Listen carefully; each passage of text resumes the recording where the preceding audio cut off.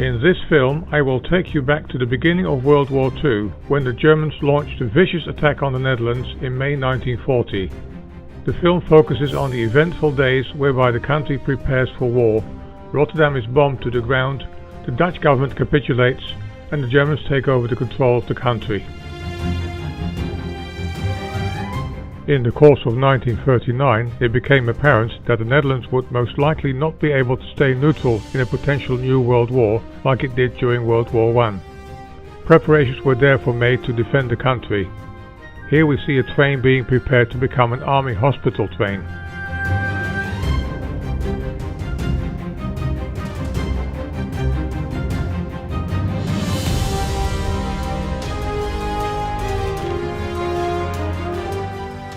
The Dutch population is informed how to protect themselves against air raids.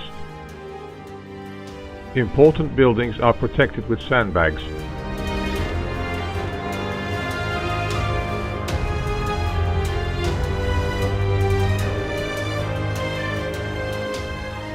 Shelters are dug out for the population to find refuge in case of enemy attacks.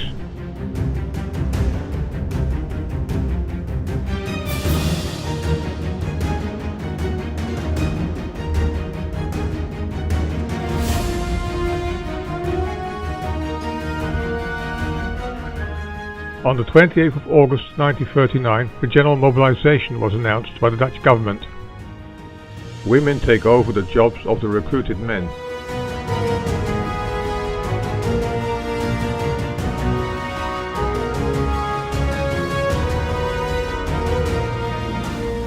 A food rationing card system is set up.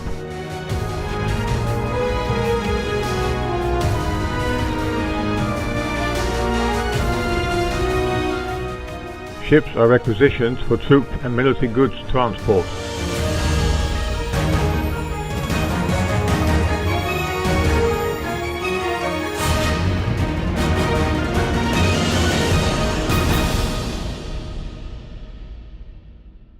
Dutch harbours are being carefully watched by the military.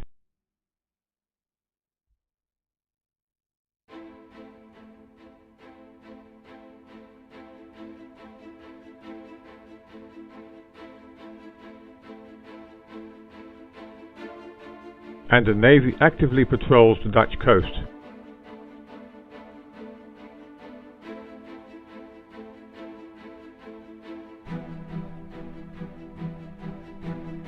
The Dutch forces are on full alert.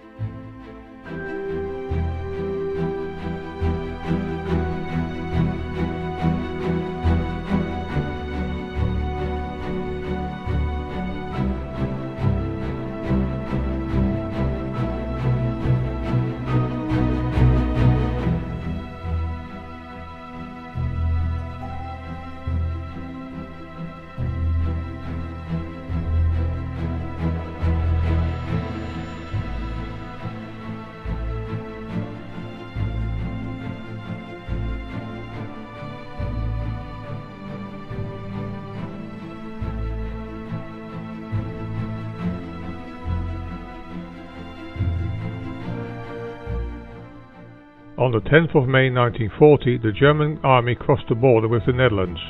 For 5 days, the ill-equipped and undermanned Dutch army attempted to resist the onslaught.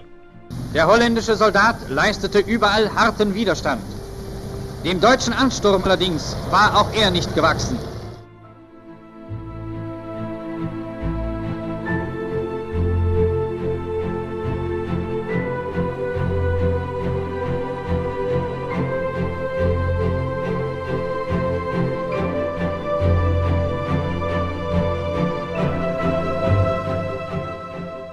Dutch Queen Wilhelmina was persuaded by Army General Winkelmann to flee to England in order to escape being captured and imprisoned by the Germans.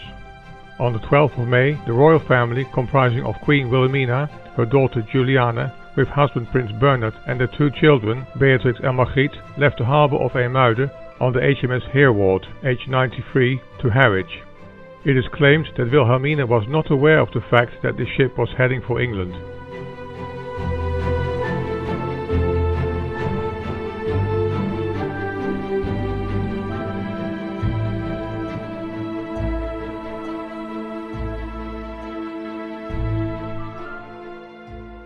Some Dutch people criticized the Queen and called her cowardly, but during the occupation the Queen grew into an important symbol of the fight against Nazi Germany.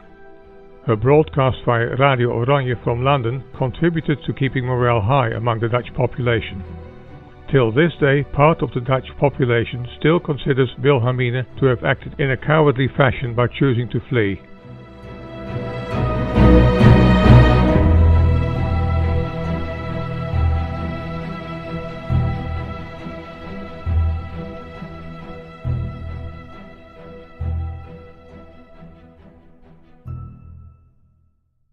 In the early afternoon of the 14th of May 1940, around 13:27, the German Air Force bombed Rotterdam.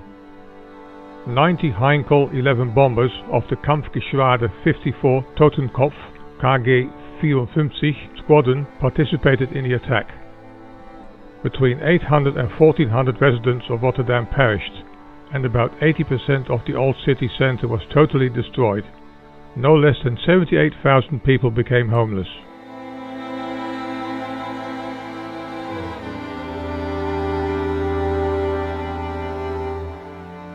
In the evening of that terrible day, many buildings were still ablaze, like the Plan C building seen here. The city burnt for days on end.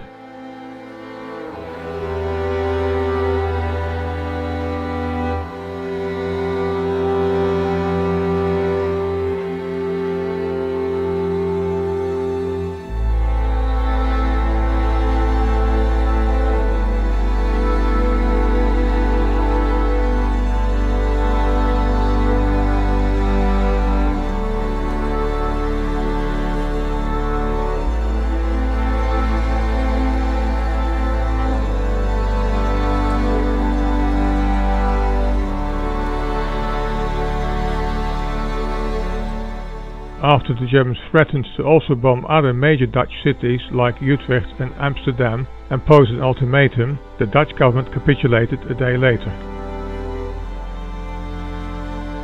General Henry Winkelmann signed the declaration of capitulation in the presence of German General George von Küchler as highest ranking officer. In the days after, the people of Rotterdam started to clear the rubble. Sadly, the city council decided to build an entire new city centre, and thus many buildings that were only slightly damaged and could have been saved were demolished as well.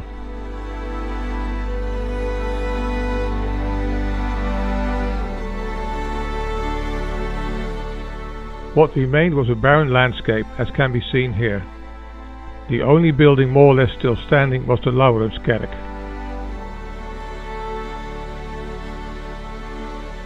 On May 30th, 1940, there was a sober memorial gathering at Colorized Cemetery for the Dutch and German soldiers who had fallen in the battle for Rotterdam. There were no more commemorations after that. Representatives of the various branches of the Dutch army were present, together with the Rotterdam Municipal Executive. Colonel Peter Scharro, garrison commander of Rotterdam, was the first to address the delegations.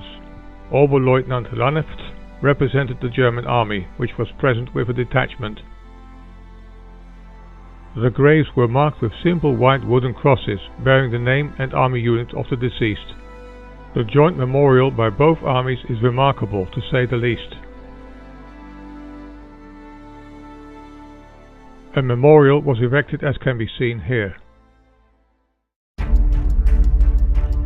Here we see the NSKK, the National Socialistic Kraftvaarkorps, parading through respectively The Hague, Amsterdam and Haarlem. The NSKK was a paramilitary unit within the NSDAP, the German National Socialist Labourers Party. In Germany, the NSKK consisted of various so-called motorgroepen, motorkorpses that largely performed logistical and other tasks for the Wehrmacht.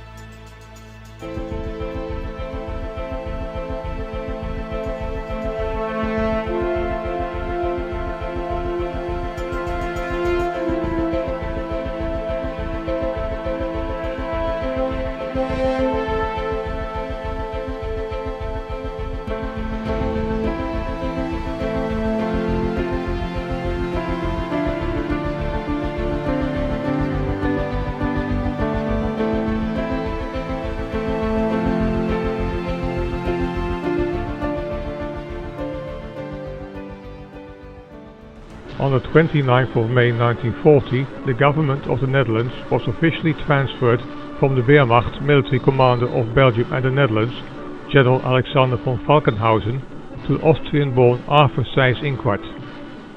Originally he was a lawyer and a Nazi politician. Here we witness part of the ceremony in the Ridderzaal, whereby he is installed as Reichskommissar.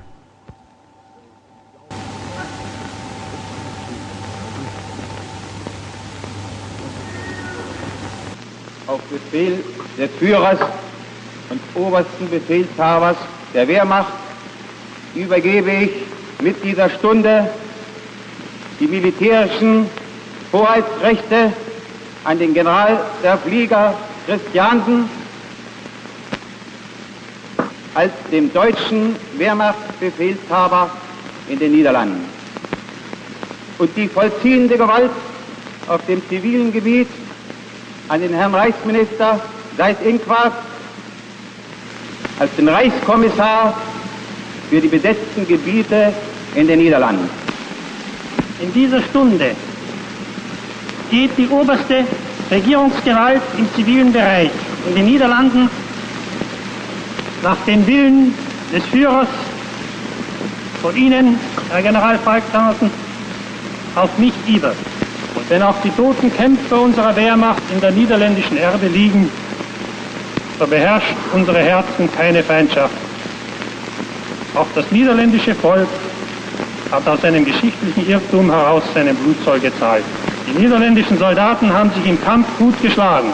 Die niederländische Zivilbevölkerung hat sich den kämpfenden Truppen gegenüber ordentlich benommen. Es liegt nichts vor, was uns hindern könnte, einander mit Achtung zu begegnen. Und es ist für uns, für jeden heute lebenden Deutschen, das höchste Glück, Vollstrecker des Willens des Führers und damit der Geschichte zu sein. Sieg! Sieg!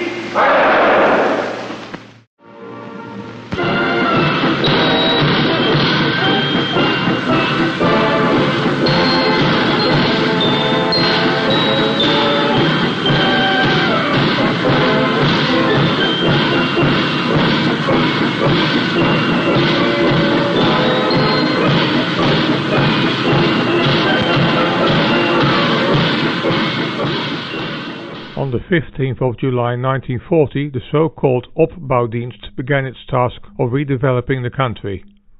This service had a military structure and was led by Dutch Army Major Jaap Breunissen, seen here speaking to his Opbouwdienst troops. Met ingang van heden is de opbouwdienst ingesteld. Het mogen voor u een bewijs zijn van de snelheid waarmee wij voornemens zijn te werken. Het spreekt wel vanzelf dat wij er met arbeid alleen onmogelijk kunnen komen. Daarom, ik zeg het nog eens, ik vraag het niet van u, ik eis van u uw volledige overgave tot dit bijzonder hoge, mooie doel. Leef het vaderland! Hip! Hip! Hip! As early as October 1940, the Reichskommissar Seyss-Inquart decided to reduce and gradually end the Opbouwdienst to transform it into the Dutch labor service, the Nederlandse Arbeidsdienst. Many Dutch soldiers who were captured or surrendered in the early days of May after the capitulation were transported to Germany to become prisoners of war. However, after approximately the 5th of June 1940, most Dutch POWs were gradually released and returned home. The jubilation can clearly be seen on their faces as they arrive back in the Netherlands and are enthusiastically welcomed by family and friends. Immediately thereafter, they were each paid 11 Dutch guilders in overdue pay, of which 1 guilder was placed in a fund for the victims of war.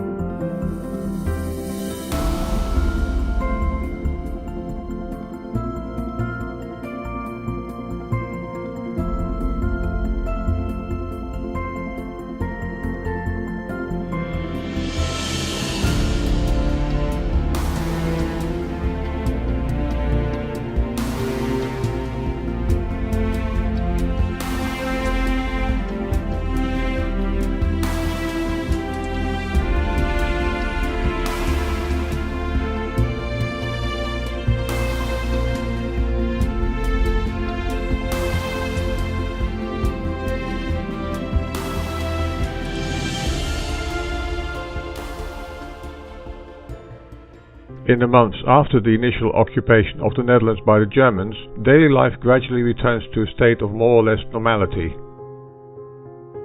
Businesses resume their activities as best as they can, and the general population has no other choice than to try to tolerate the German presence in almost every walk of life.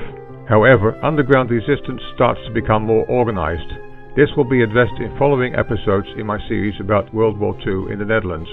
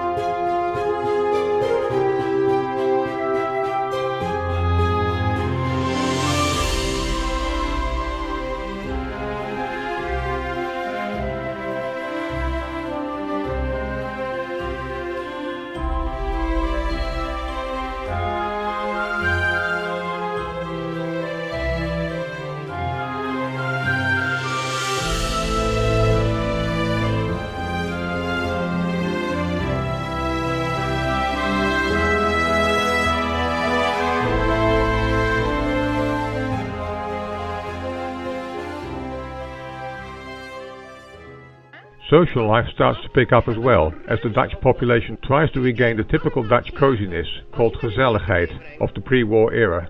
In view of the curfew that starts at 10 o'clock in the evening, people stay over during the night and spend the evenings playing games like Monopoly and chess with family and friends.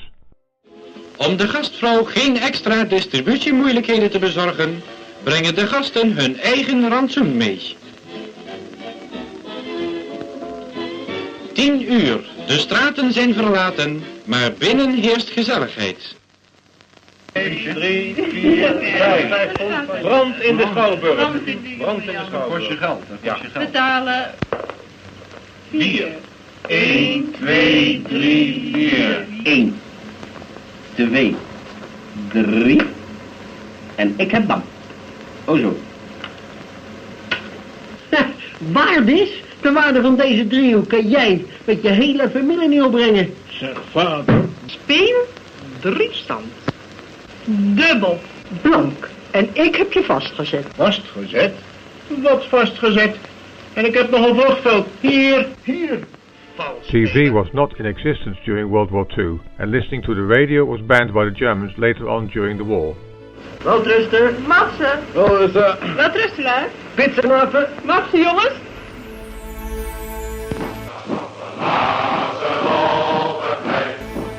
At the beginning of World War II, the Dutch National Socialist Movement, NSB, a kind of Netherlands' first party, established in 1931, joined forces with the German occupiers as a collaboration party.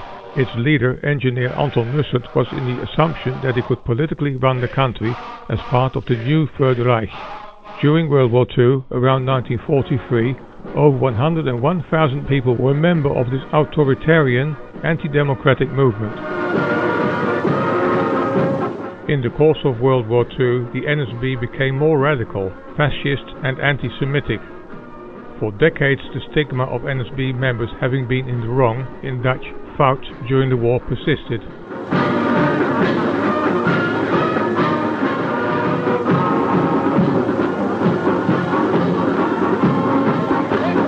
This is interesting footage of an NSB Weerbaarheidsafdeling WA parade marching on the Damrak and the Dam in Amsterdam on the 9th of November 1940. It is rather astonishing to see the number of spectators lining the route and making the NSB Houzé salute. The WA was the militarized entity of the NSB, better called riffraff in uniform. They were called the Zwarthemden, black shirts, and were extremely violent to Jews. On the 1st of May 1941, Anton Mussert held this speech. En naar onze vaste overtuiging wordt de 1 mei eens een dag voor alle volkeren van gans Europa. De dag waarop de arbeid in zijn eer zal zijn hersteld. De nieuwe dag breekt aan. De 1 mei zal dan met recht de dag mogen heten van het feest van de arbeid. Mogen dit reeds zijn, de 1 mei van het volgend jaar 1942. En wij, alle Nederlanders van alle rang en stand die begrip hebben van hetgeen komen gaat van de nieuwe ordening, mogen wij op deze dag elkander beloven dat we onze plicht zullen doen, dat we alles zullen doen wat mogelijk is om te maken waarlijk een sterke arbeidsgemeenschap, het Nederlandse volk, dat een toekomst ook zal hebben in het nieuwe Europa. Dat is de wens die ik geef aan u allen op de 1 mei van dit jaar, en die zal gelden voor het ganse arbeidsjaar dat wij voor ons hebben. Hou zee met de volksgenoot.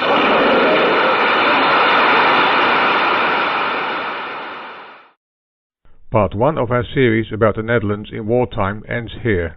In subsequent episodes I will dig deeper into this period in the Netherlands. You will have noticed a much higher quality of video enhancement, and especially the colorization. This is the result of a new colorization method whereby an AI is fed with manually colorized reference frames. The AI then tries to keep track of the objects in the reference frames. Here is a slideshow of nearly all the manually created colorized reference frames. Thanks for watching.